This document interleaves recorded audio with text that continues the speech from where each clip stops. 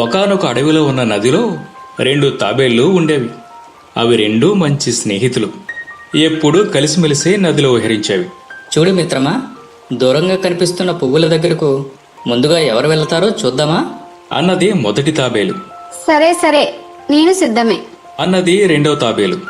అలా రెండూ పోటీపడి పువ్వుల వరకు పరుగు తీశాయి. మొదటి తాబేలు రెండవ తాబేలును ఓడించింది. హే, నేనే నెగ్గాను. సర్లే, నువ్వే నగ్గవులే కాని చూడు మిత్రమా, మనం ఎప్పుడు ఈ నీళ్ళలోనే ఉంటున్నాం కదా, సరదాగా కాసేపు అలా గట్టు మీద తిరిగొద్దామా? ఆలస్యం దేనికి, పద.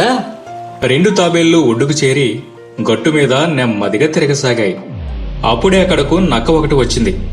నక్కను చూసిన 2 తాబేళ్లు నదిలోకి పారిపోవాలని ప్రయత్నించాయి. ఇంతలో ఆ నక్క వీటిని చూడనే చూసింది.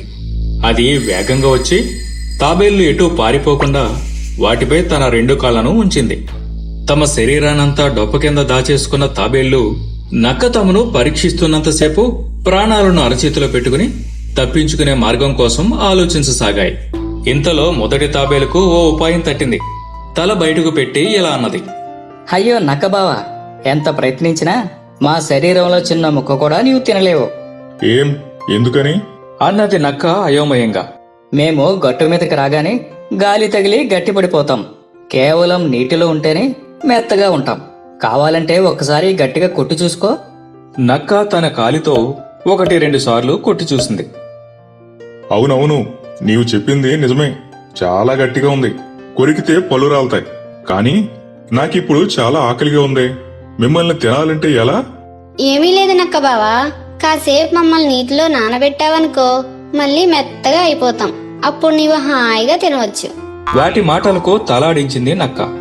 అయితే నక్క కూడా చాలా తెలివైంది గనుక వాటిని నీటిలో ఉంచినా అవి పారిపోకుండా తన కాలితో నొక్కిపట్టి ఉంచింది.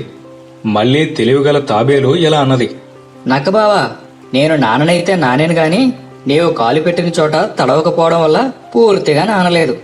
అవునవును, మొత్తం నానకుంటే ఎలా మెత్తబడతామో చెప్పు.